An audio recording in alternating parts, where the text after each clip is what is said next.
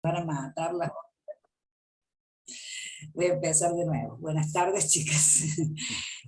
Hola, hola.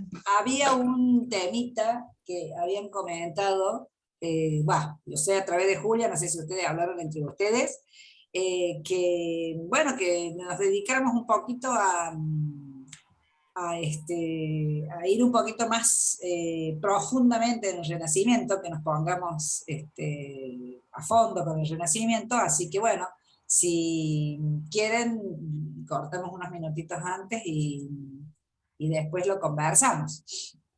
Yo no tengo problema en ir un poquito más despacio, aun cuando por ahí dejamos el siglo XXI, como que no llegamos hasta tanto, sino hay que ir muy, muy rápido. Sí, Susana, ¿qué Discúlpame, pasa? Lili, Sí, no sé qué toqué, me fui y sí. recién volví, así que me quedé con que había un temita y no te escuché más y me fui, perdóname, no Bueno, sé qué toqué. ahí justo Perdón. entró Georgina, así que aprovecho. Hola, Georgie, ¿cómo te va? ¿Qué dice? Menos mal que pudiste entrar. Sí. Eh, Hola, Nada, Georgina. que Julia la otra vez me dijo que no pasamos tan rápido ni lo pasemos tan por arriba al tema del Renacimiento, si podemos verlo profundamente, digamos, aun cuando después el año se acorte para otros siglos, para lo que sigue. Así que Claro, eso lo habíamos hablado con Juliana y Georgina, que sí. extendamos un año más la clase, pero que sea un poco más profunda, la parte de Renacimiento que es tan importante. No sé si estábamos todas de acuerdo, por supuesto. 4 habíamos dicho que sí, pero que decíamos, bueno, tenemos que preguntarles a todas a ver qué les parece. Por ejemplo, Natalia, vos sos nueva, ¿no? A mí me parece fantástico, a mí me parece muy bien. Ah, bueno, Sucede bárbaro. que cuando siempre hablamos de taller, lo que hacemos es también siempre, mi amiga socia de ahí de Puerta Roja siempre dice, el taller es taller y si lo que pinta, pinta, o sea, va apareciendo Es así. el deseo, el interés en algún tema y a lo mejor también aparece el desinterés en otro tema y uno lo pasa un poco más rápido, así que por mí no hay problema. Vamos a irlo construyendo a medida que vayamos andando.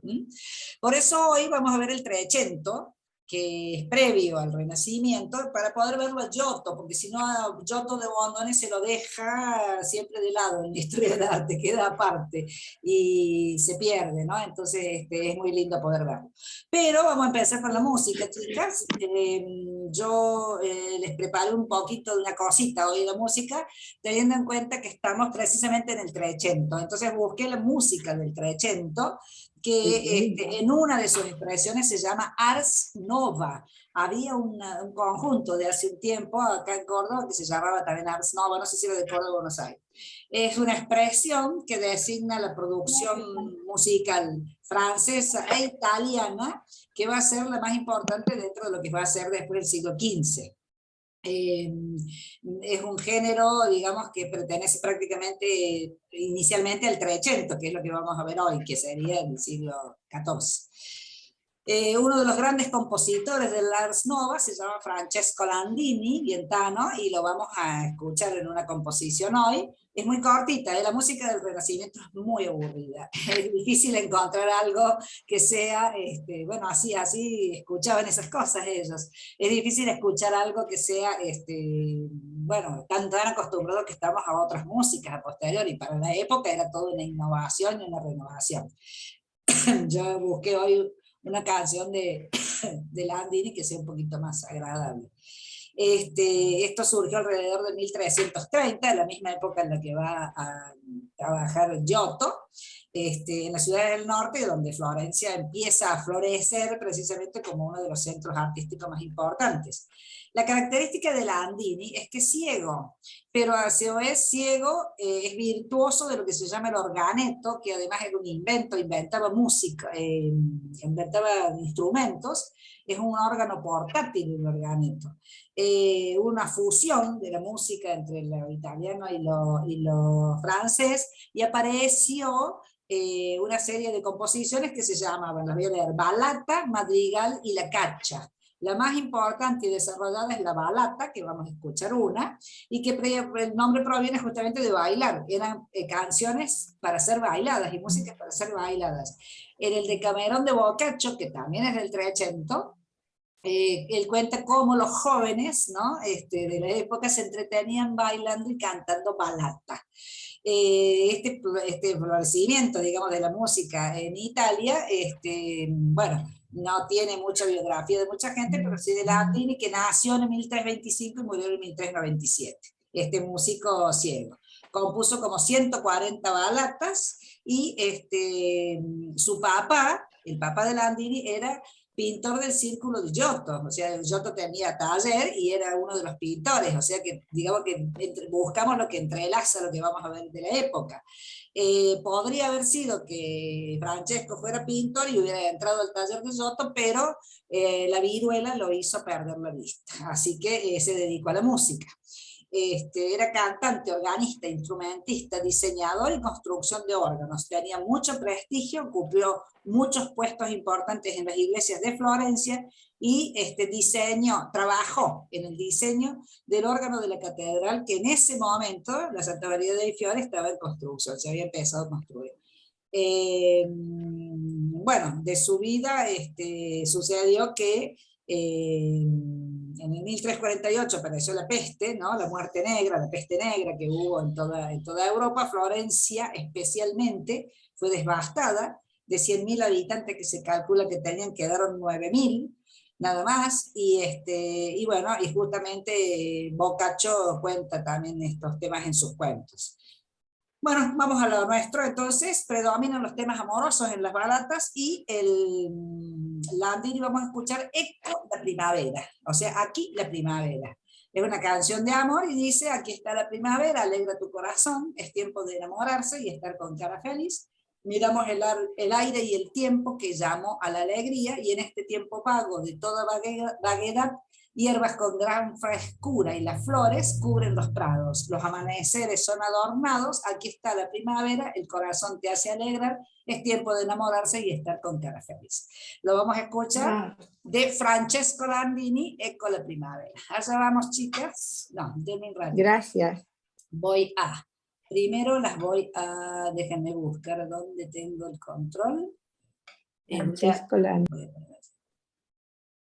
Para las personas que están en la música, esta canción y Francesco Landini son un clásico. Esta canción es un clásico en el modo de cantarla con estas voces, y cómo podemos ir viendo que es música profana y que ya va adquiriendo un poquito de polifonía y va adquiriendo un poquito de música para bailar, para danzar, precisamente era la bailable.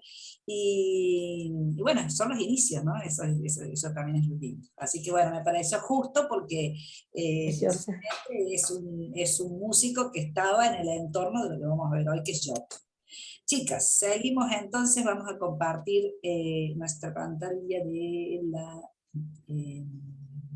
¿estamos? En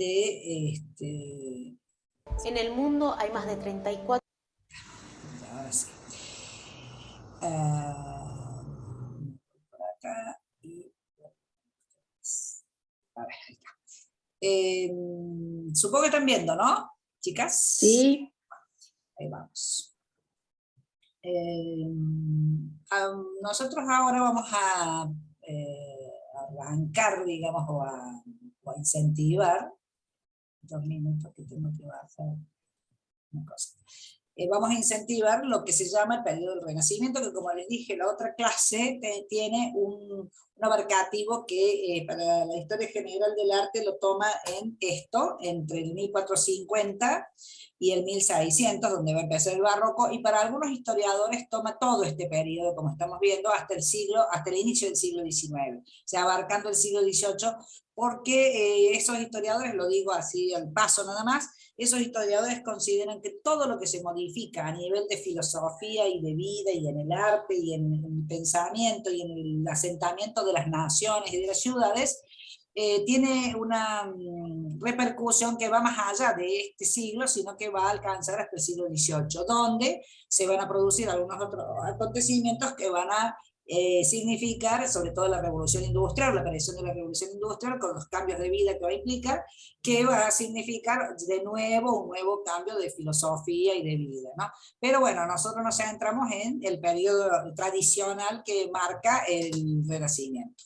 Como habíamos dicho, el Renacimiento se lo estudia dividiendo en distintos periodos porque van a ver claramente cómo es de distinta la producción del 480, del 580 y la de los flamencos, que es norte de Europa, y la de los venecianos, que es una escuela específica. Aquí tenemos la separación y dijimos también que el manierismo es en el último tramo del 580, antes de que aparezca el barroco, es ese tránsito, ¿no? A Miguel Ángel suele estar considerado como manierista. Habíamos hablado de una serie de características que cuando empecemos con el 480 nos vamos a incentivar, y habíamos empezado a nombrar a algunos de los artistas como Verrocchio, Ghirlandaio, Perugino, que están en el 480, Leonardo, Miguel Ángel y Rafael, como vemos, son todos del 1500, y Giorgione, Tiziano, Veronese y Tintoretto, que son de la escuela veneciana, que también son del 580 final, pero son prácticamente de la escuela veneciana, que tiene una característica propia en cuanto al color, al uso del color, al uso de la luz y al paisaje. Eso lo vamos a desglosar en la pintura en cada periodo que vamos a desarrollar. Habíamos hablado que la gran característica de la existencia del Renacimiento en Italia, que es el que va a marcar las diferencias y se va a expandir al resto de Europa, es que sobre todo sus ciudades-estado empiezan a aparecer como muy prósperas, algunas de ellas como Florencia, va a aparecer el mecenazgo, es decir, que cambia de manos el poder del encargo de pinturas. Antes estaba mucho, en la Edad Media estaba digamos, situada dentro de lo que hablábamos de los monasterios, las órdenes religiosas y sobre todo de parte de la religión. Era el cliente, digamos. Ahora ya el cliente también puede ser mecenas, ¿no? O sea que es la figura de aquel que contrata y paga arte, lo cual potencia las artes plásticas, es un renacer de la cultura, aparece el humanismo como filosofía de vida. Bueno, todo esto lo vimos el otro día, la ciudad de Florencia en el 480 va a ser la que se va a destacar, con la figura de Lorenzo el Magnífico. Acá vemos la estatua ecuestre, la Plaza de la Signoria, vamos a ver todo ese desarrollo de los florentinos, y con Filippo Brunelleschi dentro de la figura arquitectónica por la ejecución de esto de el Duomo, ¿no? La famosa cúpula. El campanile de Giotto es una de las cositas que vamos a ver que aparece como nombre, digamos, en este conjunto arquitectónico, en esta ciudad que es donde se va a desarrollar, es como se le dice la cuna, ¿no? Del Renacimiento. El campanile de Giotto, del personaje de este artista que vamos a ver hoy, Giotto di Bondone. Este es el campanile específicamente, que es la torre lateral donde se producía el campanile. Y la famosa cúpula, que tengo, la clase que viene vamos a ver el desarrollo de esto, y he encontrado un videíto cortito de 3 o 4 minutos precioso de cómo se originó esta cúpula. Esta es la fachada, que ya habíamos hablado de eso, el interior de Santa María dei Fiori, que tiene que ver con la figura de este hombre que es uno de los pintores que vamos a ver, que es Giotto. Para que venga precisamente este 480 a aparecer, a desarrollarse, a ser tan importante dentro de la historia del arte, va a haber una serie de, como le he puesto acá, de antecedentes, ¿no? Que saliendo de la Edad Media, acuérdense que el final de la Edad Media fue el periodo del gótico, que si vemos aquí tenemos una característica en la arquitectura del gótico, con estas grandes alturas, con se usaba el arco ojival, se empezaron a sacar los muros tan pesados anteriores del románico y empieza a aparecer las vidrierías, los vitrós con colores, la pintura se desarrollaba en esos vitrós mayoritariamente. En cambio, cuando llega esta etapa, van a empezar a dejar de trabajar digamos, el mosaico para poder trabajar en pintura. Específicamente en lo que va a tener que ver con la pintura anterior al 480, tenemos que está esta herencia bizantina que habíamos dicho ya, ¿no? De todo el trabajo que hacían los bizantinos en relación o sea, donde se había trasladado en algún momento el Imperio Romano de Oriente, Bizancio, hoy Estambul. Hoy también sigue estando en un lugar crítico, ¿no? de de disputa en el mundo, ¿no? Increíble que pasen los siglos y seguimos con la misma zona conflictiva. Esa tradición de la pintura bizantina que fue muy fuerte, la podemos ver aquí en estas tres imágenes de la crucifixión, por ejemplo, que vamos a ir desde unas figuras hieráticas muy poco expresivas, a en el medio un tránsito bastante más desarrollado, que va a ser el gran quiebre, lo va a ser Giotto de Bondone, al desarrollo ya del trabajo del cuerpo, del músculo y de la expresión, que como por ejemplo en esta figura de Miguel Ángel, ¿no? Aquí vemos una de esas tres comparaciones rápidas que les hago, ¿verdad? Para ver el cambio visual, ¿no? De cómo va desarrollando en pocos siglos, con una misma figura, la concepción de la pintura. Existían los íconos en esta época, los íconos bizantinos, que eran frontales, gran rigidez en la figura, ausencia de fondo, y el fondo lo manejaban con el fondo dorado. En este caso hay fondo oscuro y en este caso hay fondo dorado. A veces con algún trabajo, pero en general era lo que prevalecía. Por ejemplo esto, ¿no es cierto? Este es un típico ejemplo de usar el mosaico, usar el fondo dorado, usar la figura de frente, sin volumen, sin desarrollo de volumen, y muy hierática, sin expresión, quiero decir, ¿no? Cualquiera se general eran las figuras religiosas también.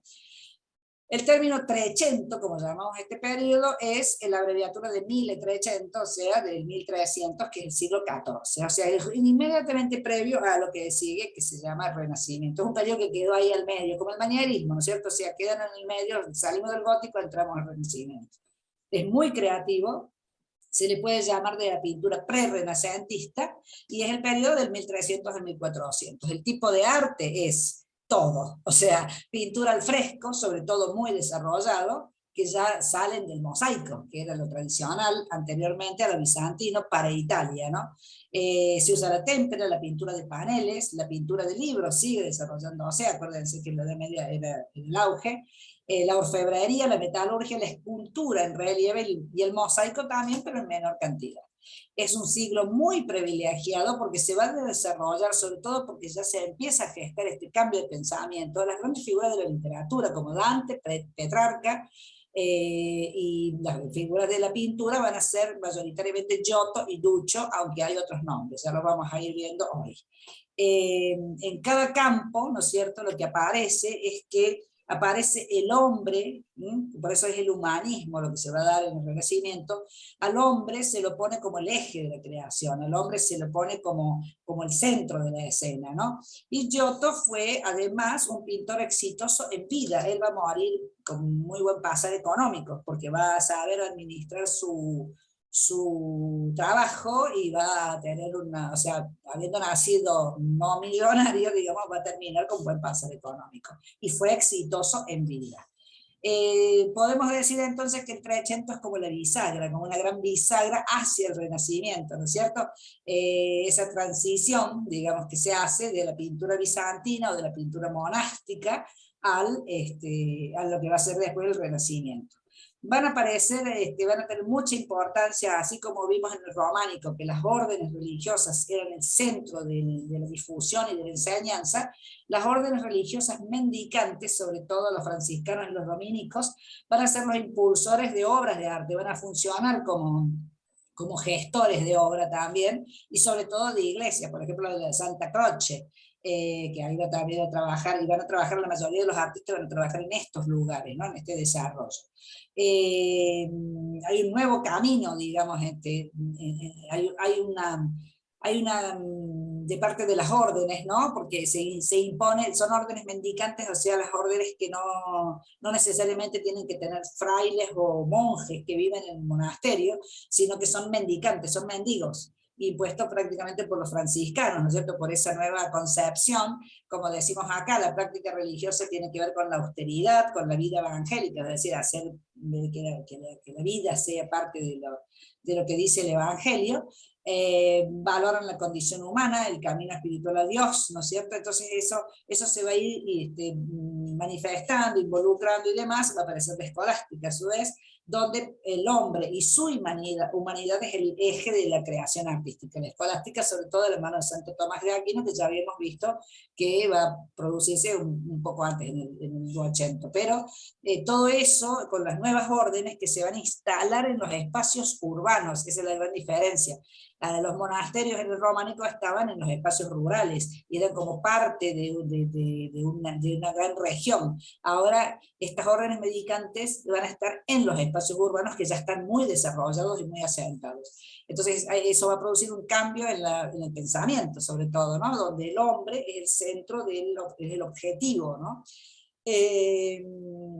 Por lo tanto, también se va a trasladar de Francia a Italia, y por eso vemos que en Italia va a florecer, también es uno de los motivos por los que va a florecer el Renacimiento.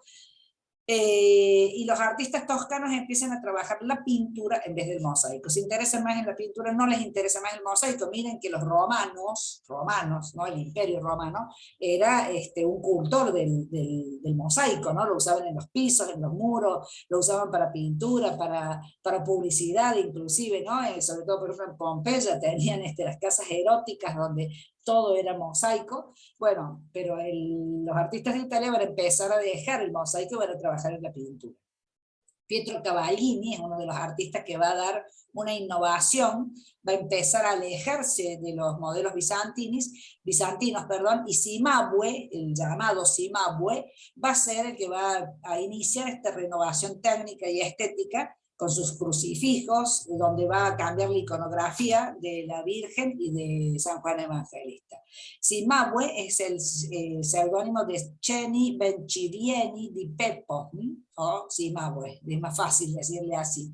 Ceni Bencivieni di Peppo. Nació en Florencia, se cree que en 1240, y va a morir en Pisa en 1312, que él es casi 200, ¿no es cierto? Pero es el iniciador de esto. Siempre lo van a ver cuando vayan a museos o vayamos en este ciclo, vemos Cimabue, Giotto, a posteriori. Ese, digamos, sería el tránsito. Él trabajó con mosaicos, pero él va a iniciar la escuela florentina del Trecento. El iniciador.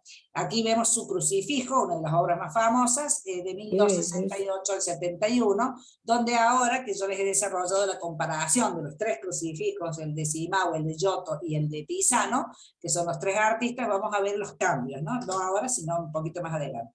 Esta es la maestá, las famosas maestá que provienen de los íconos todavía. Esta era la imagen de los íconos bizantinos. Fíjense que todavía tiene fondo dorado, sin paisaje, tiene la figura plana y demás. Estamos pasando rápido para ver el tránsito a lo nuevo.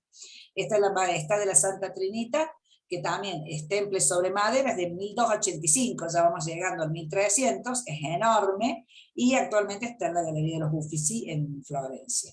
Es la Virgen con el niño rodeada, digamos, de un montón de situaciones donde ya se ve esto que pusimos aquí, la experimentación espacial, es decir, buscar que ya no sea todo en un solo plano como se daba en lo bizantino, sino que hay una intención de profundidad, de espacio aquí logrado con el tamaño de las figuras un poquito más chiquitas, y con un relato de un espacio físico con estas formas arquitectónicas. Es todavía muy rígida y muy estereotipada. Giovanni Di Paolo, otro de los artistas, no, perdón, esto se me pasó porque es del 480. Las dos escuelas que se van a desarrollar en el 300 son la de Florencia y la de Siena, que son las ciudades-estado, digamos, más poderosas. Todo el tema del comercio va a hacerlas con un poder económico, de un desarrollo urbano y un desarrollo precisamente de quienes las comandaban, ¿no? Por eso decimos son como ciudades-estado, las famosas ciudades-estado que tenían los griegos, y no ya como las ciudades feudales, ¿no? Que había en la Edad Media. Estamos saliendo de eso. Florencia y Siena son los dos lugares donde se va a desarrollar todo este cambio, donde se rompe con la tradición bizantina y se busca el naturalismo y la expresión de los sentimientos, que va a ser fundamentalmente lo que va a desarrollar Giotto. Aquí vemos un mapita de la península itálica, nos vamos a ir acercando y vamos a ir encontrando que esta es la zona de la Toscana. Milán también va a ser un gran centro de ciudad de estado, que va a ser después el desarrollo de figuras como Leonardo, por ejemplo, pero todo este norte italiano va a ser la cuna de todo este espacio. Aquí, en esta provincia de la Toscana, vamos a encontrar a Florencia, Aquí tenemos ubicada Roma, que está fuera de esta línea, y cuando nos acercamos a la provincia de la Toscana vamos a encontrar que está Florencia, que está Siena, está Arezzo, hay otra serie de ciudades que tienen que ver, está Pisa aquí, que tienen que ver con este desarrollo aquí en tan poco espacio de toda esta renovación pre-480 o pre-renacimiento, llamémosle. El Trecento florentino. Dijimos que son dos escuelas, vamos a ver por separado. La escuela de Florencia ahora con Giotto di Bondone y la escuela de Siena que mantuvo una tradición más bizantina con Marini, por ejemplo, que es uno de los pintores, y un par de pintores más. Giotto di Bondone va a ser el que va a encabezar esta escuela de Florencia, es el gran maestro que rompe, ¿no?, esta tradición bizantina. Él se preocupa por el espacio, por el volumen, por la luz, por el naturalismo de la expresión, el comportamiento de los personajes. Vemos una obra, una más de él, digamos una cualquiera de él, donde vemos esta lamentación sobre el Cristo muerto, donde aparece todavía un tema religioso, pero ya encontramos que Giotto, lo vamos a analizar esto, empieza a trabajar lo que decimos, el color, la luz, la expresión de las caras, ¿no?, y de los intervinientes. Giotto di Bondone, o simplemente Giotto, como se lo conoce, nace en Colle del Vespignano, que es Florencia, en 1267, 1200, y va a morir en Florencia el 8 de enero de 1337, o sea que va a transitar ese periodo interno, pero de todos modos la influencia va a ser enorme para todo el siglo, del 300. Fue pintor, muralista, escultor, arquitecto de la Baja Edad Media, que se le llama esta etapa, o sea, del Trecento. Se lo considera uno de los iniciadores del movimiento renacentista en Italia y tuvo influencia enorme en todo lo que va a venir a posteriori. Esta es la figura de Giotto en un cuadro de Paolo Uccello, que es del 480 siguiente, Paolo di Donno, se llama Paolo Uccello, 1397-1475. Cuando vamos a verlo a Uccello, que lo vamos a ver que esta obra donde lo retrata Giotto. Es muy poco lo que se sabe de su biografía y de su imagen menos todavía. Un contemporáneo de Giotto, el Giovanni Vigliani, lo describe así, por eso pongo comillas: el maestro de pintura más soberano de su tiempo, quien dibujó todas las figuras y posturas de acuerdo con la naturaleza. Él mismo va a reconocer públicamente su talento y excelencia. Vasari, que ya saben que ustedes es el gran biógrafo de los artistas en su libro Vidas, Vite, relata que Cimahue, que va a ser el maestro del que vimos anteriormente, Cimahue, va a ser el maestro de Giotto, dice que lo encontró mientras circulaba, que Giotto estaba pintando sobre una roca las ovejas del rebaño del padre, y que le llamó tanto la atención, le vio tanto naturalismo, vio que pintaba de tan manera diferente, vio el talento que tenía, que lo llevó como aprendiz. Finalmente va a superar a su maestro, a Cimahue, pero están, digamos, inmediatamente en esa etapa de la transición, Cimahue y Giotto. Tan famoso que se hizo que le encomendaron a lugares que, como los que vamos a ver ahora, trabajó en Asís, en Siena, en Bolonia, en Roma, en Nápoles, en Padua. Aquí vemos, por ejemplo, una de sus figuras, la desesperación en la capilla de la arena. En la capilla de la arena, la capilla de los Scrovegni, que van a ser uno de los clientes, estos encargadores, y fíjense la imagen en general, estamos entrando a Giotto.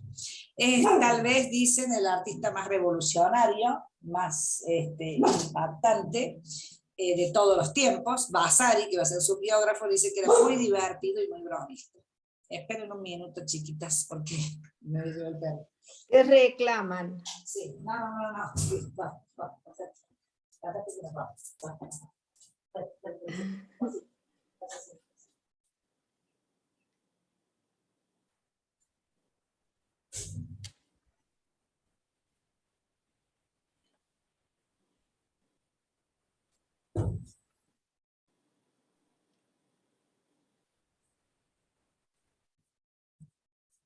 Bueno, perdón, sino que se me acuesta acá al lado en un sillón y...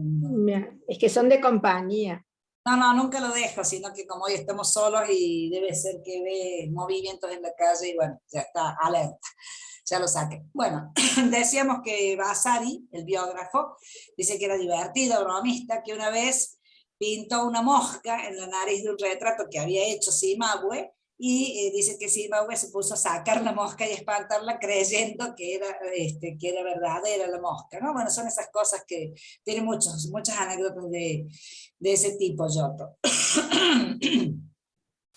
Bonifacio VIII, el Papa, también le pidió una muestra de su arte, le mandó un mensajero, y lo que hizo Giotto fue tomar un lienzo en blanco, y con un pincel con pintura roja trazó un círculo perfecto en una sola mano, o sea, de un solo trazo trazó un círculo grandísimo, perfecto, y le dijo al mensajero: la valía de este trabajo me será reconocida. O sea, ya sabía que iba a ser de valor toda su obra, ¿no? Era también bastante seguro de sí mismo, sin ninguna duda.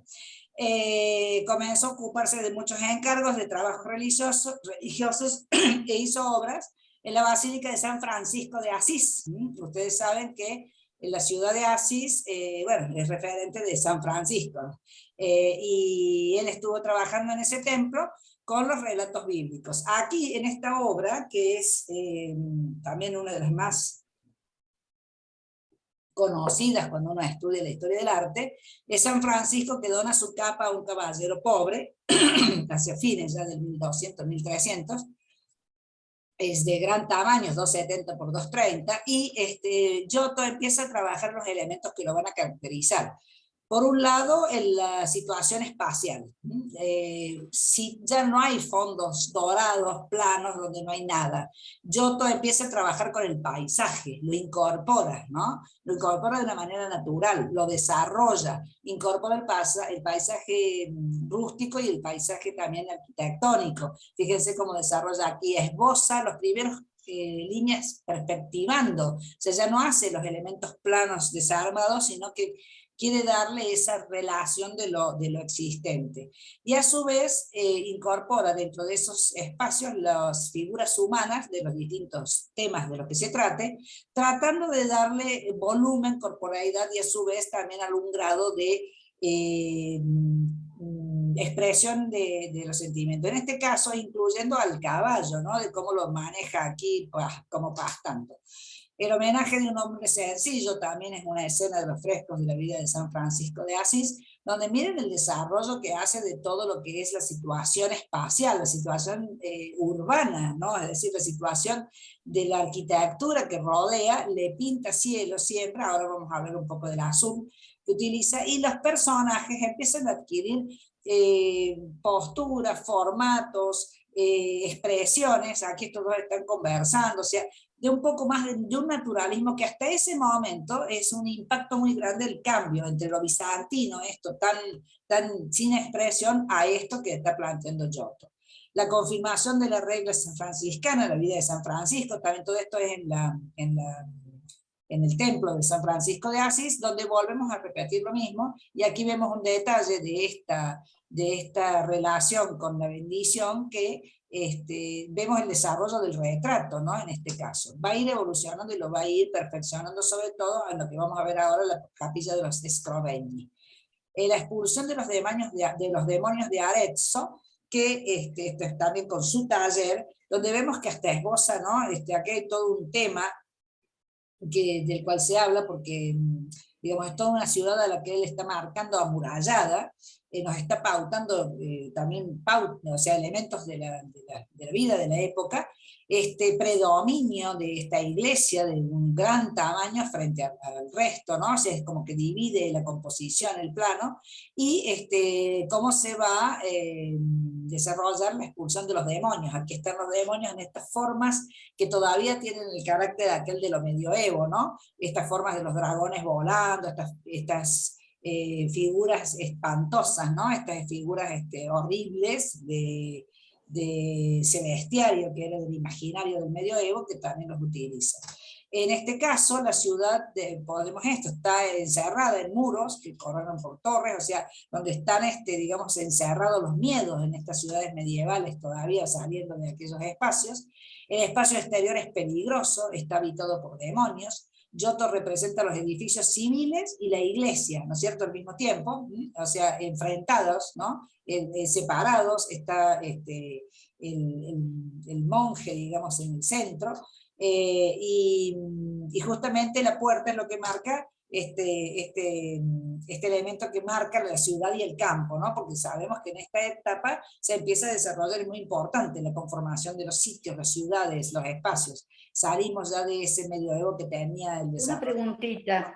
¿Y por qué hace la iglesia afuera del pueblo, de la ciudad? En este caso porque le está marcando una importancia como monumental hacia lo que es la ciudad, pero al mismo tiempo creo yo que, por lo que dicen los críticos, que está marcando un predominio que se empieza a perder. Es decir, ya en lo rural era la predominante, ¿no es cierto?, el monasterio. Aquí en lo urbano ya el hombre ya empieza a tomar eso que decimos, ¿no?, ese cambio de filosofía, y ya la iglesia es como que tiene su propio mundo, ¿no? Es decir, va quedando como afuera en su propio mundo, ¿no? Entonces Giotto también nos va marcando, eso es lo que vamos explicando aquí, lo que nos va marcando precisamente el cambio de pensamiento, también de la transición hacia ese modo de la teología y de lo religioso, que también se va a perder. Ya cuando empieza el 1400 ya se desacraliza totalmente el arte. Es decir, ya el arte deja de ser vinculado a totalmente lo religioso. Por eso siempre insistimos, esta etapa, y sobre todo Giotto, es precisamente el nombre que pusimos en la bisagra, ¿no? A posteriori, con esos resultados que tuvo, ya cuando estamos en el 1300, 1305, 1306, 2 años demoró en pintar esta capilla, la de los Scrovegni, que eran unos banqueros, en Padua, y que van a ser los frescos más realmente fantásticos que vamos a encontrar. El comercio y la banca en esa época eran casi la misma cosa, la mayoría de los comerciantes se transformaban en banqueros, y los banqueros eran los poderosos de los sitios. Así pasó con los Medici, cómo van a desarrollarse, y después van a ser los que van a llevar adelante todo lo que es la Florencia, el desarrollo de Florencia. Bueno, ya dijimos esto, que fue el primero que va a sacarse de encima, digamos, la tradición bizantina, va a llegar a Padua, lo va a llamar la familia Scrovegni específicamente, y lo que digamos, los elementos que se consideran como más importantes es el juicio final, la anunciación y las escenas de la pasión, y de la pasión de Cristo y de la Virgen María. O sea, todo el desarrollo de lo religioso, que todavía, digamos, como este es un encargo, ¿no?, un encargo para una capilla específicamente del lugar donde esta gente vivía, él se va a enmarcar en este pedido. Al mismo tiempo está haciendo, digamos, otro tipo de trabajos. Le llevó 2 años trabajar en esto. Fíjense el resultado. Giotto es famoso por el uso de su azul, el azul del lapislázuli, que va a ser un azul que después, bueno, van a trabajar los grandes artistas, llamado como azul de Prusia, pero a esta altura todavía no existe. Giotto fue un investigador de los pigmentos y de los usos, usaba sangre, así como vimos, bueno, en La colonización. Sí, usaba distintos elementos ahí, lo que podían investigar para poder pintar, para lograr colores más brillantes, que se mantengan más en el tiempo, colores más intensos, ¿no es cierto? Y el lápiz lazuli va a ser un color que es maravilloso, y es característico de Giotto, el azul Giotto, digamos, ¿no? Bueno, esta es la capilla donde vemos las distintas escenas.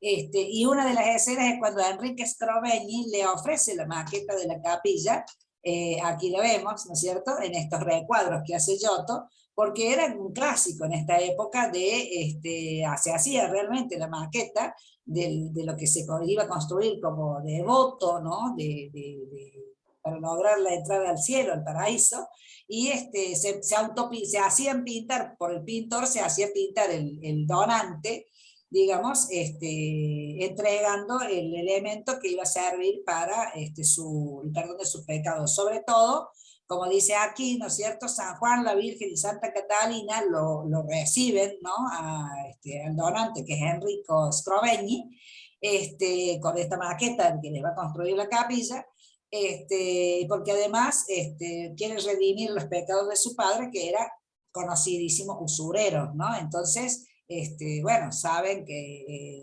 el tema de las indulgencias, ¿no? Del perdón de los pecados y demás, fue siempre una situación que se utilizó mucho a lo largo de los siglos, no solamente aquí. Ofrece perspectiva, unifica los espacios, integra las figuras con lo arquitectónico que sirve de marco y utiliza los colores puros y matizados. Vamos a ver varias de estas obras que son, digamos, estas, ¿no? Es decir, todos estos episodios que se van sucediendo y cómo él los va a desarrollar con estas nuevas formas en las que él trata de salirse de lo que se debe, entre comillas, lo que se debía pintar en esa época. Miren el desarrollo aquí de la perspectiva, realmente era un adelantado, porque todavía no se ha desarrollado ni el método, ni se ha aceptado esta forma. Lo aceptado era que fuera todo plano, ¿no es cierto?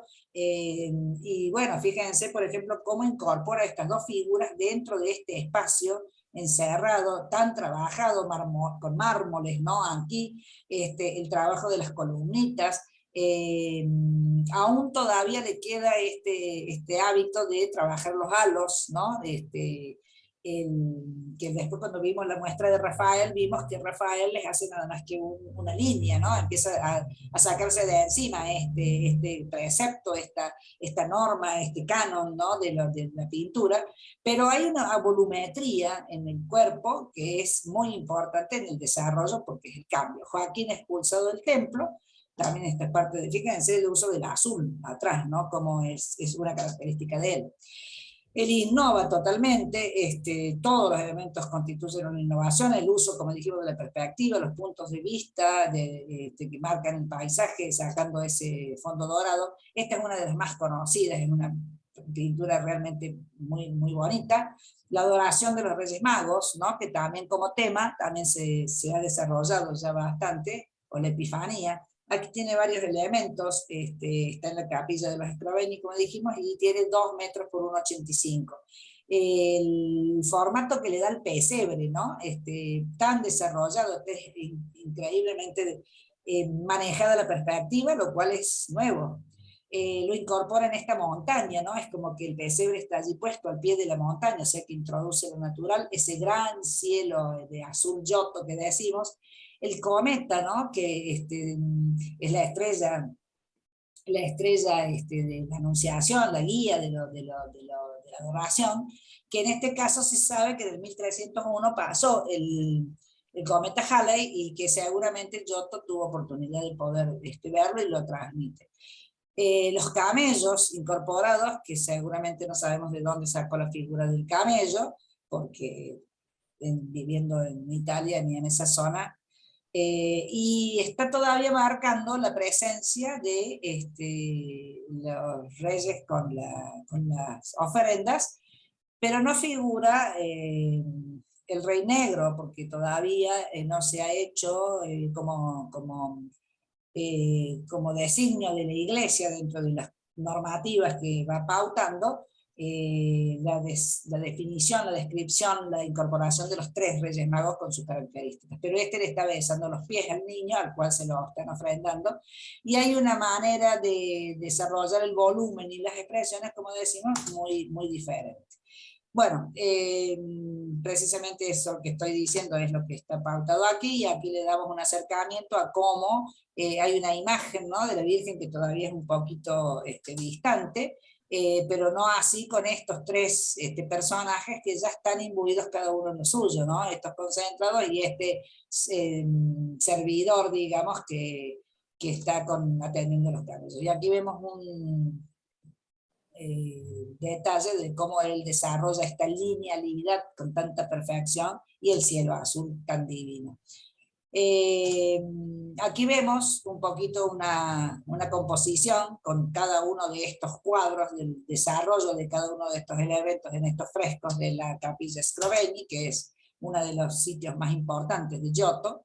La expulsión de los cambistas del templo, donde vemos una imagen de un Cristo enojado, ¿no? Fíjense la actitud que le pone Giotto, ¿no? Es decir, incorpora cómo sería ese momento, el fondo, siempre el fondo, incorporando las figuras, sería lo que él consideraba el templo, el cielo, azul siempre él, y toda la escena con cada uno de los personajes rodeando. Hemos puesto aquí estos que están como incorporados, digamos, al comentario, en el centro, ¿no?, de la composición, esta figura del Cristo enojado, a punto de darle un puñetazo a esto que está expulsando, ¿no? Perdón.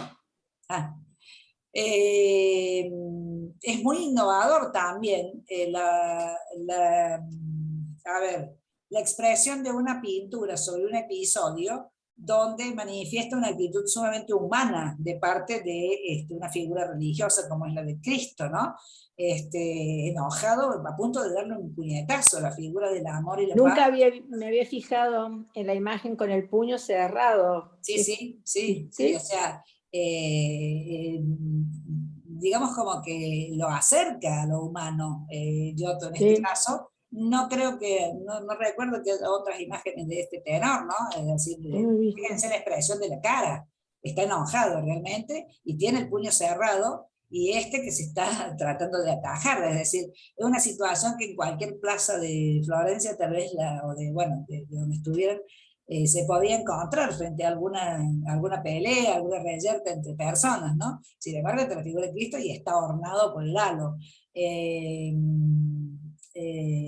Yo creo que realmente es una manera, dicen los que analizan la obra, que es una escena de realismo, ¿no?, de mucho realismo, comparando con el arte que se hace en ese momento. Bueno, esto no lo dije, pero lo digo ahora, o sea, las escenas de estas épocas, lo mismo que vimos los camellos, que seguramente él los había inventado, porque tienen como orejas me parece que tienen como orejas como de burro, ¿no? El camello, pero los entornos, los contextos, lo vamos a ver en todo el Renacimiento, de situaciones que son en otro lugar y en otro tiempo, como es el desarrollo de lo bíblico, lo contextualizan en sus propios sitios, ¿no es cierto? La edificación es la de allí, de lo que él está viviendo y demás, porque además quiere dar gala de estas edificaciones, quiere marcar que realmente esto que se está desarrollando, lo urbano, es así de rico, de poderoso, de bien ejecutado, ¿no?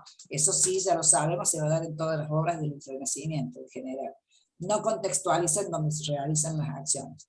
El beso de Judas, ¿no? Es decir, en el centro de la escena compositivamente, fíjense, esta obra realmente es muy avanzada, porque en el centro ponen la acción principal, que es el beso del traidor hacia el maestro.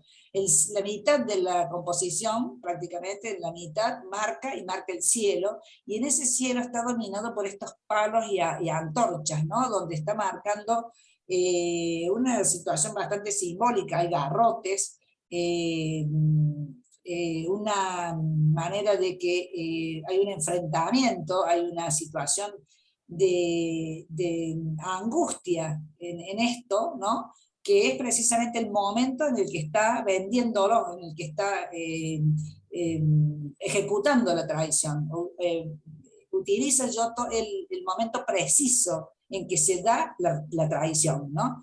Y todo este cielo tan plagado de estos garrotes y antorchas, lo vuelve como un espacio muy...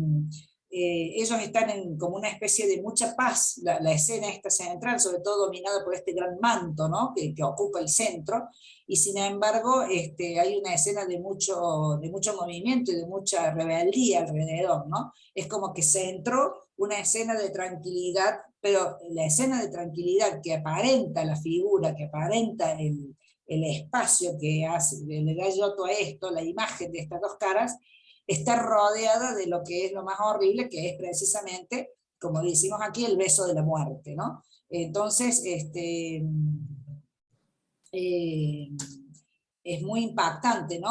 Esto, por ejemplo, yo he separado las partes, ¿no? Esto a mí me produce en el total de lo que es el tema, produce una manera pictórica de marcar el tema, que es la traición, el beso de la muerte. Ese sería el tema principal, que está, digamos, como en abstracción, por eso es un adelantado, está como marcando,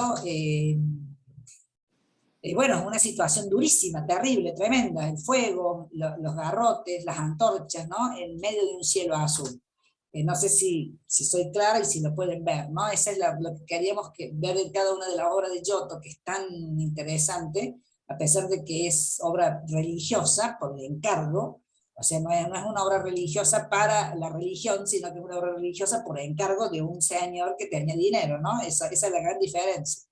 Esta es la Lamentación sobre el Cristo muerto, que recién lo habíamos puesto, y que también compositivamente él divide en dos el plano de lo celestial con el plano de lo terrenal. Cristo acaba de ser bajado de la cruz, ¿no es cierto? Es decir, está el cuerpo inerte, está el cuerpo muerto, y las personas que lo rodean, ¿no? Con sus grandes con sus rostros, con toda la expresión del dolor y de la tristeza. Y dos personajes más que aquí están, como suelen estar en todo este tipo de acontecimientos, como congelados, como que no pueden creer, como observando una escena que todavía no se puede pensar que está sucediendo, ¿no? Siempre ese como apartados, y los demás centrados sobre esta imagen. Fíjense aquí la que sostiene los pies ya resignada, ¿no? Esta es una imagen resignada totalmente, esta es una imagen de angustiada. Hay una diferencia, ¿no?, entre como la compasión de las mujeres que rodean al Cristo y los hombres. Fíjate qué diferencia, ¿no? Porque quienes están con rostros compasivos, lo acogen, lo toman, son todas mujeres. Sí. Son todas las mujeres que lo acompañaron hasta último momento. Acá la participación de lo que es la mujer en la vida de Cristo, ¿no? Y estos otros dos impávidos ahí parados. Como más si que impávidos también creo que están como, hay un cierto grado de resignación. La que más me impacta es esta mujer, que le veo, o sea, en dos líneas ha marcado un rostro resignado. Esta mujer ha aceptado ya la situación, ¿no? Por el rostro. Sin embargo, los demás todavía están dolorosos, ¿no? Y en la composición, este segundo plano de lo celestial está plagado de angelitos, lo vamos a ver mucho en el Renacimiento, y estos angelitos son los que realmente marcan el dolor, ¿no? Fíjense, cada uno de ellos, perdón. No, Dios, todos clamando, miran los rostros. Sí, esta sobre todo, es decir, esto es absolutamente nuevo para la época, porque la época no permitía, digamos, esto, en todo lo que veíamos viendo, en todos estos 10 siglos de lo medieval, por ejemplo, ¿no? Que se está cerrando esta cara, y fíjense cómo los culmina los angelitos, ¿no? Como si fueran como cuentitos, como marcas, ¿no? Aquí también, al igual que Rafael, los pinta de distintos colores, porque en función también de los relatos de lo que se creía en el momento, de las jerarquías, de los distintos datos de lo que se conoce sobre los ángeles, ¿no? Pero lo que importa que vemos es que en este cielo de siempre, el cielo azul Giotto, que les digo yo, aparece esta composición tan marcadamente diferenciada sobre lo celestial, que en algún momento es a donde se va a retirar, digamos, quien acaba de descender de la cruz. Bueno, aquí vemos un acercamiento, como decimos, ¿no? Esta es la madre, que es la que lo abraza, la que realmente tiene la cara de dolor más tremenda. Estas son las que todavía no lo pueden creer, las dolorosas, y como dijimos, la otra figura, la resignada. Los colores también trabajan con la conmoción, justamente juega con los colores ácidos de la escena lúgubre, y los colores, digamos, más trabajados para las escenas que posteriormente van a ser la de la ascensión al cielo. Bueno, y acá tenemos el otro acercamiento, las dos figuras que están dolientes, pero como en ese grado de ya, esto sucedió, esto ya está, esto ya fue, ¿no? Es decir, es que lo que importa es que pone con un tema que tiene que ver con la muerte, precisamente, con la muerte violenta, las distintas situaciones en las que el ser humano puede llegar a atravesar, ¿no? La sorpresa, lo estupefacto, el dolor, la resignación, ¿no? Entonces, Giotto, para la época, siempre ubíquense en lo que estamos saliendo de la Edad Media, para la época esto es una transgresión y una innovación tremenda. Otro ahorita más de la misma Capilla de la Arena o de los Scrovegni en Padua, Noli Me Tangere se llama, o tiene que ver con el Cristo resucitado de María Magdalena, donde es toda la escena netamente bíblica, y si tenemos que hablar, hablamos de lo mismo, la gran composición dividida en dos, ¿no es cierto?, el gran cielo, y la escena aquí abajo, y sobre todo el trabajo de los blancos, ¿no? El Cristo, todo vestido de blanco, digamos, con poder, ya absolutamente triunfante, esa es la palabra que no me salía. La boda de la Virgen María, también dijimos que había escenas de la Virgen, ¿no? También en un contexto totalmente arquitectónico, la matanza de los inocentes. Esta obra, fíjense cómo desarrolla también, qué detallismo que tiene para desarrollar el episodio también, ¿no? De la matanza de los niños, y qué trágica que es. Esto ya está hecho en el 1306, cómo desarrolla lo arquitectónico, cómo marca dos elementos, ¿no? Para poder equilibrar la escena. En el centro, esta escena tan terrible, porque lo está agarrando del pie la madre que lo quiere sostener, y el matador, digamos, que lo está agarrando del pie y lo está apuntando, ¿no? Para matarlo. Es una escena terriblemente fuerte, violenta, difícil. Los demás personajes que están divididos en dos, los matadores y las madres que están llorosas y desesperadas tratando de salvar a sus hijos.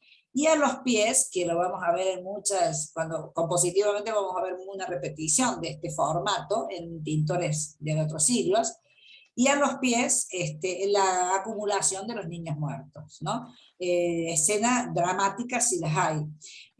Yo les he digamos, les voy a dejar aquí, lo podemos leer, una opinión de Fútbol Lampkin, que me pareció re linda, porque él sobre esta obra dice lo siguiente, hoy por hoy, ¿no? Es un crítico de arte moderno. Lo moderno, dice, ¿qué es eso?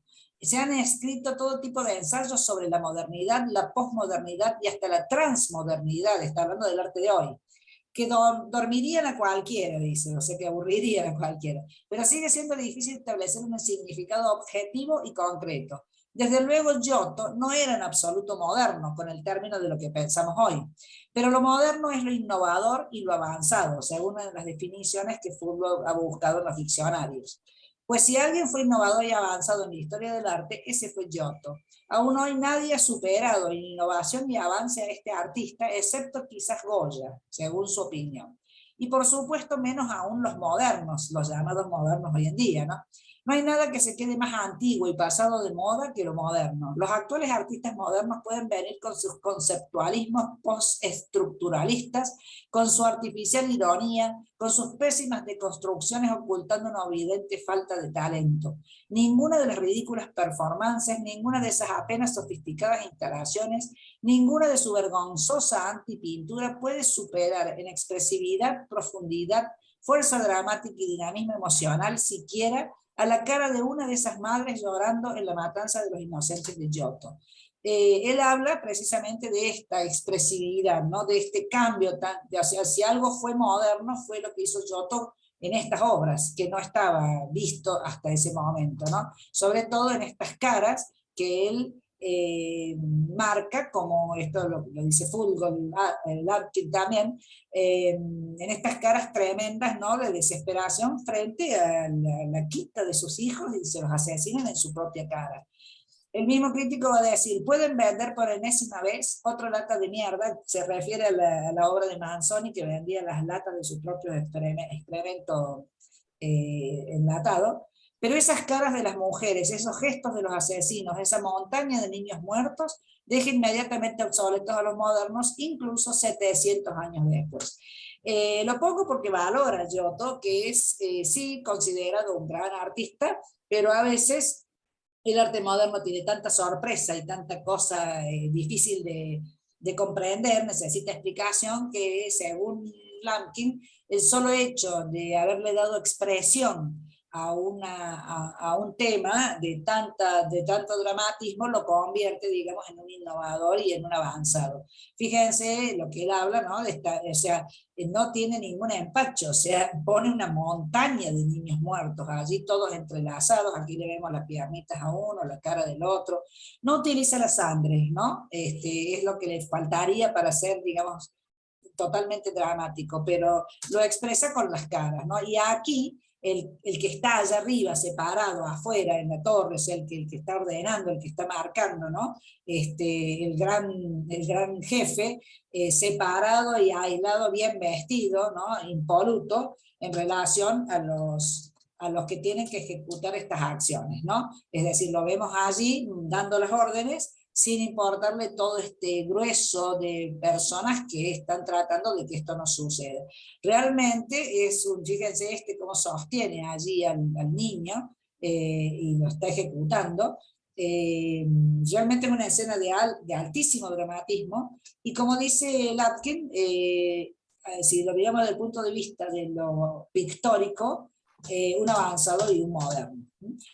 El anuncio del ángel a Santana, bueno, también siempre ponen cosas como picarescas, ¿no? El ángel que entra por la ventana, y marcadamente la ventana, un ámbito íntimo, doméstico, un desarrollo de la arquitectura. Fíjense todo el detallismo que hace de estos ornatos, de este tímpano, ¿no? Con todo el trabajo, en toda la forma en la que arma la situación, en la que hace el relato, detallista total, ¿no?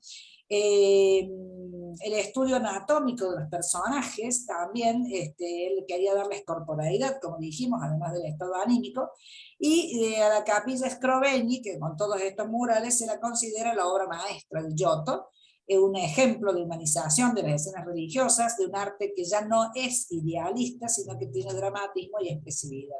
Ahí vemos una serie de marcas, ¿no? De estos rostros que acabamos de ver. Acá vemos el de la matanza, acá vemos este Cristo que está conteniendo a una persona que sufre, aquí vemos otra imagen del beso, aquí vemos los distintos estadios, ¿no? de las emociones. Dicen que Giotto era un hombre campechano, vivido de hogareña, conversador, bromista, se casó, tuvo 6 hijos, era muy austero, y todo eso hizo que pudiera morir como un hombre muy acaudalado, porque cobraba bien su trabajo, y como ya dijimos, era un hombre que era muy requerido. Tuvo confianza con el Papa Bonifacio y con el rey Roberto de Nápoles, que escribió de él diciendo que era su gran amigo. Va a realizar este crucifijo, vimos recién el crucifijo de Cimabue, ahora vemos el de Giotto, la diferencia que va a hacer Giotto, con las mismas características de lo que es la cruz y el trabajo digamos, en general de la crucifixión. Es un temple y oro sobre tabla, y cuando hace esta obra Giotto tiene 20 años. Es considerada una obra fundamental, es la iconografía del Christus Patiens, que ya había introducido Giunta Pisano, que ahora lo vamos a ver. ¿Qué sucede? La postura es más naturalista, está rodeado de la Virgen y de Juan el Evangelista, sin ninguna duda, y aquí estas 2 imágenes, y él arquea la figura. Esto es una innovación para lo que se debía hacer en aquel momento, el arqueado de la figura, la caída de la cabeza, y esto da el gran paso, digamos, de, aquí lo vemos en donde está sitiado, con las vidrieras de Santa María Novella, en Florencia, como si flotara. Si miramos un video, bueno, el lugar en sí, pero hay algunos videos donde se lo ve cómo está flotando, esa sería la palabra, ¿no? En mitad de la iglesia. Y lo más importante que tiene esta obra es que él lo pone en una pose más natural. Discúlpame, Liliana. ¿Después podrías ponerlos juntos para compararlos a los 2 Cristos? Sos como Giotto, una adelantada, porque es lo que viene. Dame un minuto. Ahí llegamos. No, perdón, no, me encanta. Ahí llegamos. La diferencia está en San Juan el Bautista. Yo también quería ver cómo lo había puesto, porque es donde está distinto. No, lo que importa es Hay- esto.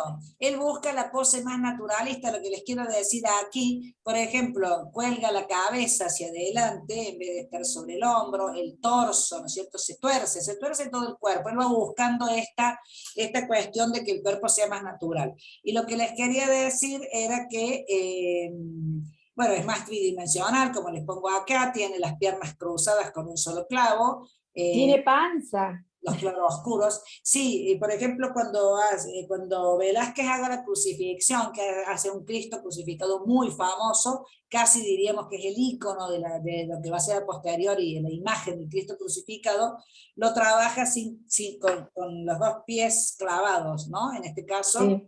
está, digamos, con los pies sobrepuestos, en este caso, ¿no? Pero, o sea, son detalles, pero son los detalles. Y a los pies, digamos, al pie de la cruz, quiero decir, no a los pies de Cristo, él le pone este tablón con esta forma, ¿no? Donde se simboliza la roca sobre la cual estaba puesta la cruz de la crucifixión, está cayendo la sangre que baña esta roca allí, y está la calavera de Adán, ¿no? Que digamos,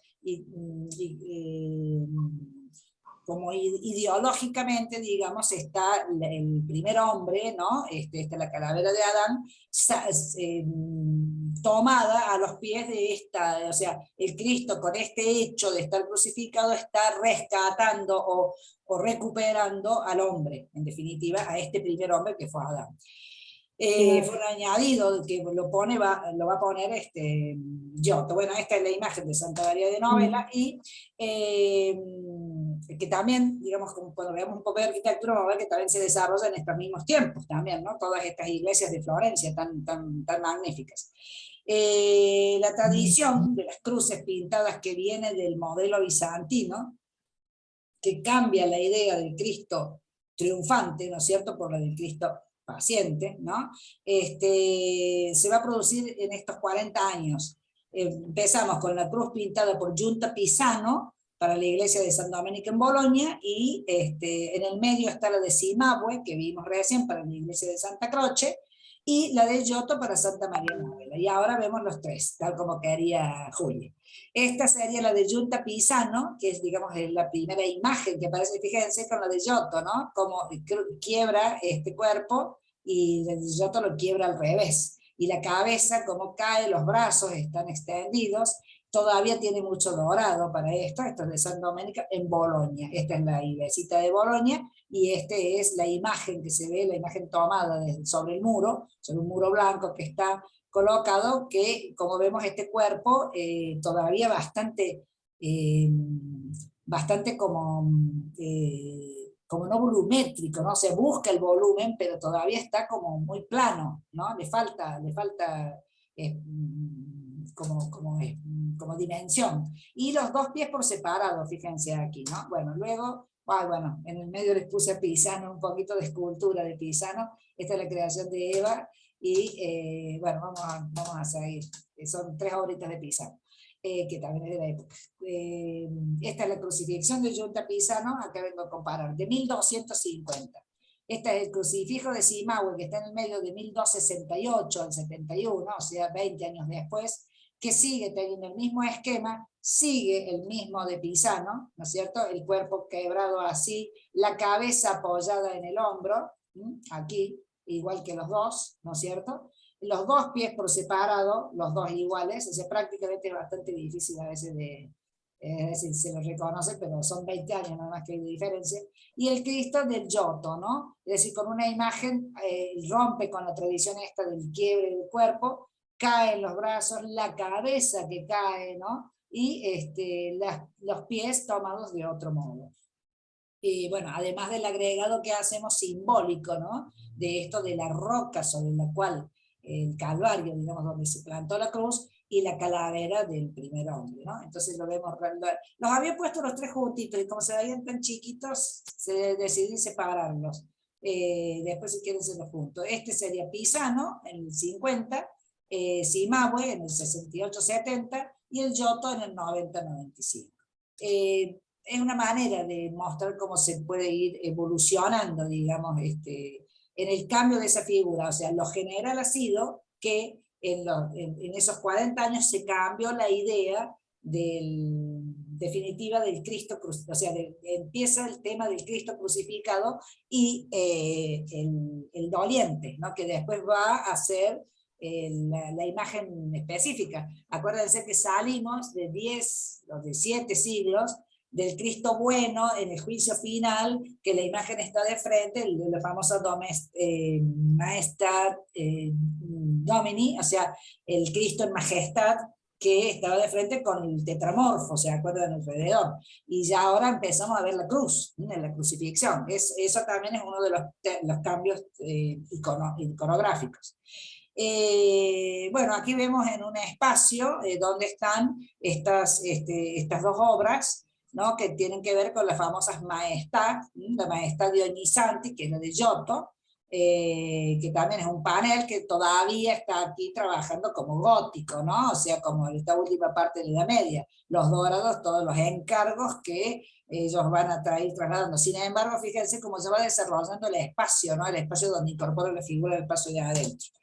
Ahí vemos un acercamiento con esta imagen, ¿no? Desarrollando también, si vemos las otras imágenes de las vírgenes, vamos a ver una cara mucho más cerrada, mucho más, menos nos está mirando el espectador de manera directa aquí, ¿no? Y estos son los pasos que él va a ir dando. El banquete de Herodes, esto también está en la iglesia de Santa Croce, también es de Giotto, es un fresco muy mal conservado, lamentablemente, y aquí se habla de todas las innovaciones que él hacía con esto de experimentar con los pigmentos y demás. Esto pasó por algún terremoto alguna vez, pasó por malos cuidados y pasó por inclemencias del tiempo que le han dejado esta imagen bastante poco feliz, pero lo vemos de siempre, repetimos, incorpora a los personajes adentro de estos espacios, ¿no? Muy definidos, muy armados, muy como bueno, pero fuera de época, porque esto no existía allá en Oriente. ¿Qué le decimos de esto? Que, bueno, después lo vamos a leer un poquito porque es interesante, léanlo ustedes, el hecho de experimentar con esos pigmentos, como les digo, hizo que esta obra sea poco legible. Este músico que él incorpora allí al banquete como parte adicional, ¿no? al momento, ¿no? Del banquete de Herodes, este músico allí es como un elemento aparte, ¿no? De la escena, como un elemento que él suaviza la situación y además lo incorpora como una presencia muy neta de lo que va a ser en la época de él, del Renacimiento. Lo vemos tocando un instrumento que seguramente en la realidad no existía. Esta es la Basílica de la Cruz, la Basílica de Santa Croce, que es una obra de Arnolfo Di Cambio, que cuando veamos un poquito de arquitectura más adelante vamos a ver cómo se van desarrollando estas, y este es el complejo de la Santa Croce que tiene que ver con la presencia de los dominicos. Ya dijimos que franciscanos y dominicos van a ser los que van a desarrollar en Florencia, digamos, este cambio también de mente, este cambio del formato religioso. Y vamos a terminar con esto, chicas, porque me interesaría. Giotto también pintó este presunto retrato de Dante, porque ya dijimos que además de las figuras de la pintura, en este periodo del 300 se dan las grandes figuras, o sea, las figuras de la literatura italiana que iban a sembrar, digamos, un estado de cambio profundo, importantísimo. Dante, Alighieri es uno de ellos. Dice el autor, Dante canta la gloria de Giotto, y Giotto fija para la memoria de los florentinos la imagen de Dante. Se supone que esta es la imagen de Dante que hizo Giotto, y así va a ir desarrollando, digamos, esta relación entre ambos. Esta obra, que es de Giovanni di Marco y Giovanni di Santo Stefano, hecha en Florencia, los muestra a los dos personajes, Dante y Petrarca, en un diálogo, en una discusión, en una conversación, si se quiere, con atavíos de la época y con sus elementos fundamentales de su quehacer, Dante y Petrarca. Dante Alighieri bautizado Durante di degli Alighieri, su nombre, nacido en Florencia en 1265, muerto en Rávena en 1321, o sea que transita ese periodo donde se va a encontrar con Giotto. Poeta y escritor, al autor de la Divina Comedia, ¿no? Una de las obras más fundamentales en este tema de pasar, lo que decimos del Trecento, el pase del pensamiento medieval al pensamiento renacentista, que después se va a desarrollar en el 480. Es una de las obras cumbre de la literatura universal. Dante participó en las luchas políticas, que eran muchas y eran intensas en su tiempo, fue desterrado, fue un activo defensor de la unidad italiana, escribió tratados sobre literatura, política y filosofía, se lo apodó el poeta supremo, il sommo poeta en italiano, y se lo considera el padre, ya lo saben, del idioma italiano, de la lengua italiana. En ese momento se llamaba Volgare, y su primera biografía precisamente fue escrita por Giovanni Boccaccio, que van a ser en 1313 y 1375, y que también tiene que ver con todo este desarrollo de este periodo. Y ya que estábamos, les pongo el retrato más famoso que tiene Dante, que es el que es el de Sandro Botticelli, que va a ser una de las figuras más pictóricas, más importantes del 480, que lo vamos a ver ahora. Alessandro Di Mariano di Vanni Filippetti, apodado Sandro Botticelli, por la formato ya van a ver por qué se llama Botticelli. Nacido en 1445, muerto en 1510, que es un pintorazo. Esta es una de sus principales obras muy características, la linealidad de los rasgos, el trabajo de los retratos es fantástico. O sea que vemos Dante y Petrarca con un formato, según la imagen de Giotto, primero, según Giovanni da Ponte y según Sandro Botticelli. Aquí vemos un acercamiento, ¿no?, a este trabajo del dibujo y la linealidad que hace Botticelli, que es fantástico. Y en este otro de Domenico di Michelino, que también es del 480, Dante y la Divina Comedia. O sea que ya en su momento, y con todo, fíjense cómo dibujan en la ciudad, qué orgullosos que están de sus ciudades, de sus espacios, ¿no? Porque la representan aquí, y Dante en el centro trabajando. Esto ya lo vamos a ver. Hay una tradición que dice que Dante Alighieri fue amigo y le había visitado durante la realización de los frescos de la capilla de Scrovegni, que se lo dio en 1305 y 1306. Eso no se puede confirmar, pero podría haberse dado por la época. La Divina Comedia, Dante afirma que Giotto era superior a Cimabue, que era su maestro, y Boccaccio lo retrata el Decamerón. En el año 1400, Cennini escribió que Giotto tradujo el arte de la pintura del griego al latín. O sea que tomó todas las características de lo que era la armonía, el idealismo y el trabajo que hacían los griegos al latín, dándole realismo y dándole humanidad, ¿no? Es decir, o sea, que él había sido, Giotto había sido el nexo, ¿no?, entre esas dos tradiciones. No sé si me entienden. El otro retrato, que el de Petrarca, y el otro personaje de la época, nacido en 1304 y muerto en 1374, Petrarca, poeta, filósofo, filólogo, considerado el precursor del humanismo, su cancionero, su obra principal, su poesía generó una corriente literaria que influyó, por ejemplo, en Garcilaso de la Vega, en Shakespeare y en Spencer en Inglaterra. También predicó la unión de Italia, porque ellos vivían en un tiempo de guerras permanentes, ¿no?, entre los estados, entre las ciudades-estados, y quería recuperar la grandeza que había tenido el Imperio Romano. Esta obra es de Andrea del Castaño, pintorazo del 480 también, el retrato de Francesco Petrarca, típico del 300, esto está en la Galería de los Uffizi. Y finalmente Boccaccio, que lo acabamos de nombrar también, Giovanni Boccaccio, nacido se supone en Florencia en 1313, muerto en 1375, la misma época de Petrarca, escritor y humanista, uno de los padres de la literatura, compuso, entre otras, el Decamerón, que lo hemos nombrado recién, donde él nombra a Giotto en la obra, y bueno, es donde la innovación de él es que arma la novela corta o el relato, y se funda la escuela de los Novellieri. Este es el retrato también de Andrea del Castaño, el que vimos recién, Andrea di Bartolo di Bardiglia, que es 480, de Boccaccio. La que vimos aquí, bueno, ya terminamos con Giotto.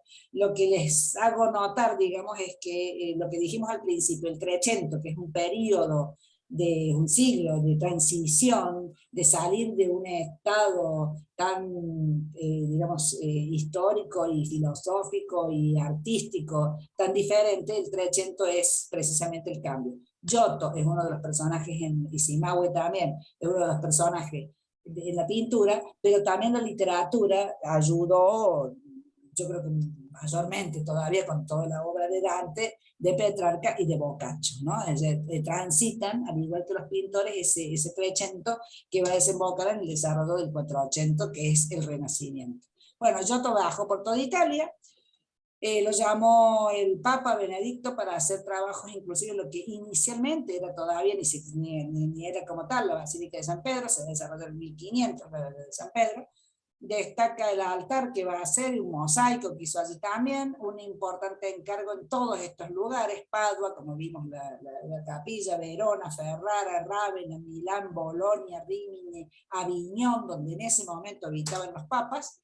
Trabajó para Roberto de Anjou en Nápoles, para los Visconti en Milán, y una de las obras más relevantes es el Campanile. Trabajó en la construcción, en los planos, en el desarrollo de Santa Maria dei Fiori, que es obra sobre todo de ellos dos, Giotto y Andrea Pisano, o sea, eran los hombres renacentistas que además de escultores y de pintores eran arquitectos, y que la van a desarrollar en este periodo, de 1298 a 1349, y que, bueno, por supuesto Giotto murió antes. Falleció en el 337, o sea, en 1337. Según Vasari, fue sepultado al costado de la Catedral de Santa Reparata en Florencia, que ya no existe más. Lorenzo de Medici le encargó, a posteriori, le encargó un busto a Benedetto da Maiano para poder preservar su nombre, y como la catedral esta ya no existió, la tumba de Giotto se perdió totalmente. Recién en el año 1981 se supone que hay restos que pueden ser los de él. Este es el busto que encarga Lorenzo de Medici a posteriori, glorificando la obra de Giotto a Benedetto da Maiano en el 400, con un epígrafe, y que finalmente se la colocó en la Santa Maria dei Fiori, en Florencia. Este es el detalle de Giotto trabajando, ¿no? Encargado por, o sea, fíjense cómo Lorenzo de Medici recupera, ¿no? A un artista de su ciudad, ¿no? Encargándole un busto. Los discípulos de Giotto van a ser Taddeo Gaddi y Andrea Orcagna. Aquí vemos una obra de Taddeo Gaddi, esta que se vuelve absolutamente todavía como para atrás, ¿no? Como muy todavía de la salida del gótico. Y esta otra obra de Tommaso di Stefano, que le decían el Giottino, que también, si bien todavía está inscrita en elementos anteriores, por eso vemos como Giotto se salió totalmente de esos cánones, sí trabaja la figura humana con colorido y con expresión ya bastante cercano a lo que era su maestro, su profesor. Y como entraríamos a la escuela de Siena, lo vamos a dejar, chicas, porque ya están cansadas y bueno, me parece que ya es hora. Así que Trecento es el anticipo del Renacimiento, y del Trecento está la escuela florentina y la escuela sienesa. La de sienesa la vamos a ver ahora, un poquito más corta porque es una obra más acotada, es muy parecida a lo bizantino, y la de la florentina, el personaje principal, Giotto de Bondone, que era un gran artista, y que lo que queremos marcar es que vean la diferencia de lo que fue desarrollado. Así que bueno, hasta acá llegamos. Espero que les haya sido interesante. Muy lindo, muy bueno. El Trecento lo cerramos un poquito la clase que viene, y ahí ya entramos al 480, pero son todos nombres que ustedes van viendo que, bueno, como decimos siempre, nada es de la nada, o sea, todo va siendo el resultado de lo que van haciendo también procesos, o rompiendo cosas de lo anterior, como hace Giotto, ¿no? Que rompe con la tradición, con lo mandado, con lo que tendría que haber hecho. Bueno, y no me quedó claro, Giotto, el color azul, ¿de dónde lo saca? ¿De lapislázuli? ¿O no? el lapislázuli, que es carísimo, le pasaba a Van Gogh en su época, en el 1800 y pico. Van Gogh, el azul, fíjense que ustedes miren, ya le voy a poner la clase que viene, le voy a poner dos figuras y van a ver que el azul, porque Giotto ha pasado muchos siglos, ¿no es cierto? Y se habrá ido, pero es de los colores que menos se degradan, y era tan difícil de conseguir, era tan caro que es un color carísimo. Vermeer era el que usaba sobre todo, más que Van Gogh, lo usaba Vermeer en su obra, en el barroco, usa también el lapislázuli, y eran colores que para ellos eran re caros. Pero pero queda sacado de la piedra. Claro, sí, todos esos pigmentos había que molerlos, mezclarlos, preparar la pintura. La pintura Qué en pomo bárbaro. recién les llega al final del siglo XIX. No, no existe, o sea, todos ellos lo tienen que preparar, sí. Por eso Qué bárbaro. experimentaban con plantas, con distintos pigmentos, pero a su vez experimentaban con plantas. Por eso se sabe que Giotto usaba sangre también, para poder trabajar, y bueno, se sabe que la sangre no resiste el paso del tiempo, o sea que se Claro. deforma el color, o sea, ellos también, sí, como buena época también del Renacimiento, van a experimentar todo. Leonardo también metía la pata que le pasó con la última cena, que quiso ¿Y el dorado, por ejemplo, con qué color hacen? ¿El dorado lo hacen con oro o no? con las láminas ¿Con de oro. oro? Sí. El dorado bizantino es lámina de oro. El dorado a la hoja también es una técnica donde se pone el oro, pero se va Las laminitas. destruyendo. Sí, por eso. Qué Claro. difícil de ubicar No esas tenía, laminitas. hasta el descubrimiento de América no tenía el mismo valor el oro que seguramente obtuvo después cuando encontraron las cantidades inmensas de oro que había acá y que se las llevaron a todas. ¿Viste? Lo que hablábamos el otro día del tesoro de Cortés, que dice que cuando entró al palacio de Moctezuma, se le debe dar vuelta los ojos, ¿viste? Porque se lo quiso llevar a todo, y como fue la revuelta y tenían que salir por los puentes, lo perdieron el tesoro, no se lo encontró más, y seguramente se lo habrá robado a alguno, se lo habrá llevado, pero ¿viste? Los galeones iban, la famosa historia que conocemos, ¿viste? Que se hundían por el peso del oro que se robaron. El dorado en Venezuela, el lugar del dorado, entonces ahí te imaginas que ahí adquirió, era un elemento de cambio, pero para los bizantinos inicialmente era como un valor simbólico, más que económico, ¿no es cierto?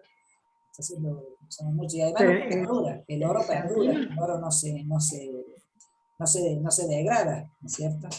Entonces, bueno, Pero lo bizantino es todo dorado, casi todo dorado. ¿Y dónde sacaban el oro? ¿Había mucho oro en Turquía? No, no sé. no, lo traían de distintos lugares, claro, de todo el Ah, imperio, claro, sí. Pero los pigmentos, el trabajo de los pigmentos, por ejemplo, vean la película, la de Vermeer, ¿cómo es que se llama?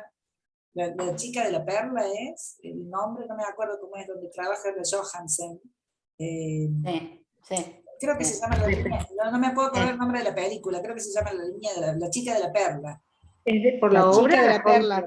La joven de la perla es La la de joven de la la obra. perla, claro, la joven de la perla es la Ah. vida, digamos, de Johannes Vermeer, lo que se supone que quién es la modelo, que era una criada con ellos, la modelo de la joven de la perla, pero creo que el título de la película es ese, no me puedo acordar ahora si es ese el título de la película. Bueno, ahí se lo ve a él muy bien, se ve como ella, la criada, a su vez tiene que ser la que le hace las mezclas y le va preparando, se ve bien eso, lo han recreado bastante bien en la película, cómo muelen el pigmento primero, después tiene que esperar que le llegue, después lo tiene que moler, lo mezclaban o con, ¿cómo se llama?, con goma arábiga, o con algunas sustancias vegetales. Después recién apareció la mezcla con el aceite de linaza, entonces le daban un poquito de fluidez a ese pigmento aplastado y lo molían en un mortero, o sea, lo tenían que preparar, no había otra ¿Qué forma. trabajo? Era todo, por eso los talleres de estos pintores tenían los distintos estadios, estaba el que se dedicaba a preparar el color, a preparar el soporte, el que ayudaba en los dibujos y el que ayudaba en la pintura. No eran los aprendices, seguramente debe haber sido lo que tenían que hacer la moledura y la preparación del color, ¿viste? Había que ganarse el lugar de cada uno. También se ve mucho no la terminé de ver esa serie, pero creo que se llama Leonardo, que le daban en Netflix, me parece. Leonardo creo que se llama. donde hay una recreación de toda la vida de Leonardo, que es preciosa, y ahí se ve bien cómo trabaja el taller de Leonardo, la cantidad de gente que tenía, y cómo cada uno tenía un rol distinto para poder aportar a lo que iban haciendo, ¿no? Se muestran las técnicas que utilizaban, eso es lo lindo, se recrean según los investigadores, ¿no es cierto? Pero eso es lo lindo de ver esas series, que a veces muestran esa parte, ¿no? Esa parte linda de cómo armaban los lienzos, cómo realmente había que trabajar mucho. No, quería hacer un comentario sí, a lo que vos preguntaste, Georgina. Hace 2 años que yo no voy a clase de pintura, pero recuerdo para una técnica que no sé cuál es, que no llegué yo, la profe, un tarrito de este tamaño, del Dorado, salía de 10.000 pesos. Un tarrito así, porque era en base al oro. Claro, recuerdo que no podía creer, ninguna lo compró. Y ella dijo que ella solamente lo usaba para algunos tipos de trabajos que iba a hacer. Después vino la pandemia, no tengo la menor idea en qué lo usó. Pero eso me acuerdo. Que todos decíamos, en esos casos tenés que conocer el proveedor, porque también están los dorados truchos, ¿no es cierto? Klimt usaba también la laminilla, tenía esas laminillas que en la película de Klimt también lo es, vuelan. Le dejaron una ventana abierta, que él siempre decía que no corre el aire, y le dejan una ventana abierta y él tenía preparadas las laminillas, porque pegaba, y vuelan todas las laminillas, y vuela todo el mundo. Son láminas delgadísimas, casi transparentes, pero él usaba también la lámina de oro, sí, o sea, era algo que era bastante habitual. ¿No? O sea, no digo en todos, pero por eso la calidad de una obra trabajada con eso es totalmente diferente. Otra cosa. Sí, la técnica marca la diferencia, sí, es muy lindo. Pero la verdad que, claro, por eso a veces se empobrecían. Vermeer, sobre todo, para poder pintar, para poder comprar el material, y le debía plata a todo el mundo. O sea, no podía pintarlo. Lo que siempre escuchamos, por ejemplo, Van Gogh también, que lo mantenía el hermano, o sea, y en este caso del Renacimiento, realmente los millonarios como los Medici o los Sforza, o todos los que fueron mecenas, realmente invertían cantidades importantes, o sea, para poder... los artistas en general ya ahí tenían nombre, pero no tenían dinero, ¿no? Entonces dependían del que lo mantenía, claro. Y después la figura va a ir transformándose. Y hoy vendes. Por eso el mercado del arte a mí me da un poco de mucha bronca, porque hoy le pagan 80 millones de dólares a no sé quién, siendo que el autor, como Van Gogh, por ejemplo, que vendió la primera obra que se subasta en 86 millones de dólares, cuando se murió de hambre, y vos decís, ¿a dónde va el dinero? ¿Quién lo recibe? ¿No? Bueno, en el caso, Van Gogh tiene un museo, tiene una fundación, que está, el nieto fue el que iba, creo que se murió hace poco también, que el nieto de Teo, ¿no? Que digamos que la vigila, pero en general son cifras monstruosas, terribles. Es raro eso, es raro, es todo un comercio raro. Y es algo feo, ahí atrás. es feo porque el verdadero héroe, que es el que lo hizo, se murió pobre. la mayoría ni imaginó eso, ¿no es cierto? Por eso es todo como muy extraño ese mercado, bravo. Bueno, chicas, nos vemos la próxima, entonces vamos a dejar la salida para después de la otra semana, así avanzamos un poquito con el tema. Bueno, mejor. Gracias a todas. Gracias, Lili. Adiós, chicas. Chao.